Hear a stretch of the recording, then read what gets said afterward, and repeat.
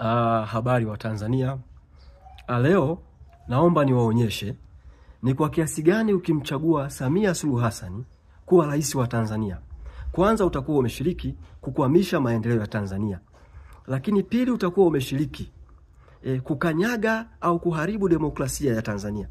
Tatu, utakuwa umewadhalilisha wasomi wa Tanzania. Nne, utakuwa umeshiriki kuharibu taswira ya Tanzania katika uwanda wa kimataifa. Ndugu zangu wa Tanzania, unaiona hii nchi yetu ya Tanzania hii? Tanzania ni unitary state kama zilivyo China, Japani, Urusi, Korea Kaskazini. Tunaposema unitary state, tunamaanisha kwamba Tanzania ni nchi ambayo madaraka makubwa ya uendeshaji wa nchi yamewekwa kwenye mikono ya serikali, au tunaweza kusema yamewekwa kwenye mikono ya rais. Katika nchi nzima ya Tanzania, kiongozi yuko mmoja tu. Kiongozi ni mmoja tu. Anaitwa Rais wa Jamhuri ya Muungano wa Tanzania. Hao viongozi wao wengine wote mnaoona hao ni vivuli au ni reflection ya huyu mtu mmoja, anaitwa Rais wa Jamhuri ya Muungano wa Tanzania. Unamuona makamu wa rais?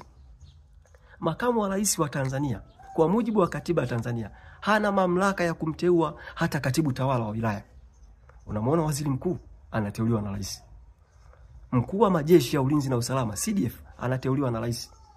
Mkuu wa jeshi la polisi IGP, makamanda wa polisi wa mkoa, makamanda wa polisi wa wilaya, wote wanateuliwa na rais.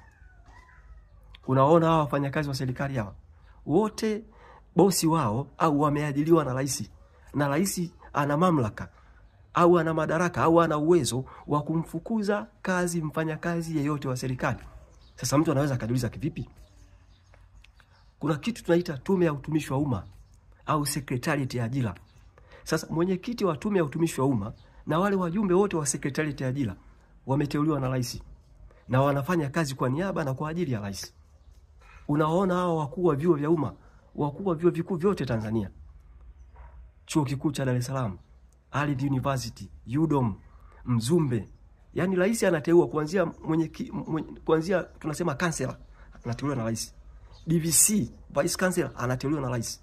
DVC PFA, DVCAA, wote wanateuliwa na rais. Katika ngazi ya chuo kikuu cha umma, rais anateua mpaka wakuu wa idara. Sasa unaona hawa mawaziri, naibu waziri, makatibu wakuu wa wizara, wote wanateuliwa na rais.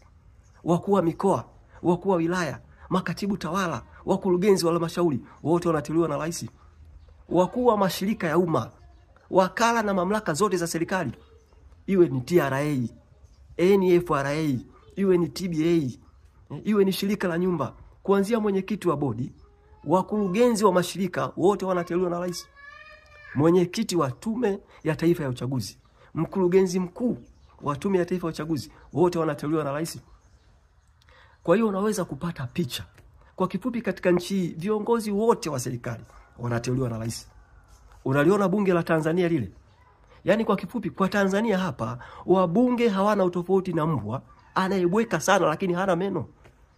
Yani wabunge hawana utofauti na mtu ambaye ana hasira sana lakini hana nguvu. Wabunge hao unaona wanapiga kelele. Yani tunasema ni sawa na kilio cha samaki, machozi yanaenda na maji. Unaliona bunge la Tanzania hili? Bunge la Tanzania rais ndio anaamua nani awe speaker, nani awe naibu speaker, nani awe katibu wa bunge. Rais ndio anaamua.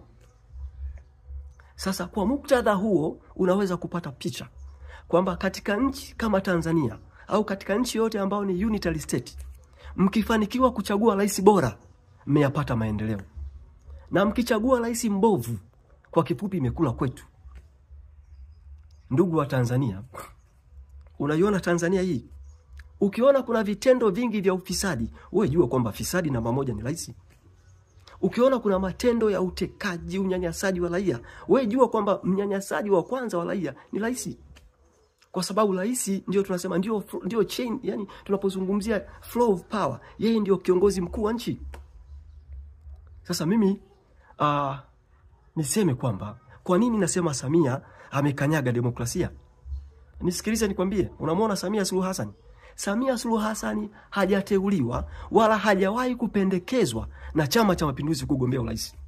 Samia Suluhu Hassan ametumia madaraka yake kwanza kama rais, pili kama mwenyekiti wa Chama cha Mapinduzi, pili kama mwenyekiti wa kamati kuu ya Chama cha Mapinduzi, Kwa hiyo ametumia madaraka yake, amejipendekeza yeye na ameshinikiza, tunasema kikao cha mkutano mkuu. Amekishinikiza yeye, kwa kifupi amejiidhinisha yeye. Sasa kwa muktadha huo huwezi kusema mtu huyu ni mwanademokrasia. Labda nihitimishe kwa kusema kwamba ndugu zangu, kufeli darasa la 7 au kufeli kidato cha 4 haimaanishi umefeli maisha. Na wala haimaanishi kufeli darasa la 7 au kidato cha 4 ni ugonjwa. Hapana. Lakini kama umefeli darasa la 7 na umefeli kidato cha 4, you are totally not fit to lead the country. Yani kwa kifupi wewe hutoshi kuongoza nchi. Hususan nchi kama Tanzania yenye changamoto nyingi, matatizo kibao, nchi ambayo inahitaji mtu mwenye akili nyingi aweze kuwashirikisha Watanzania kuzikabili changamoto zao. Asanteni kwa kunisikiliza.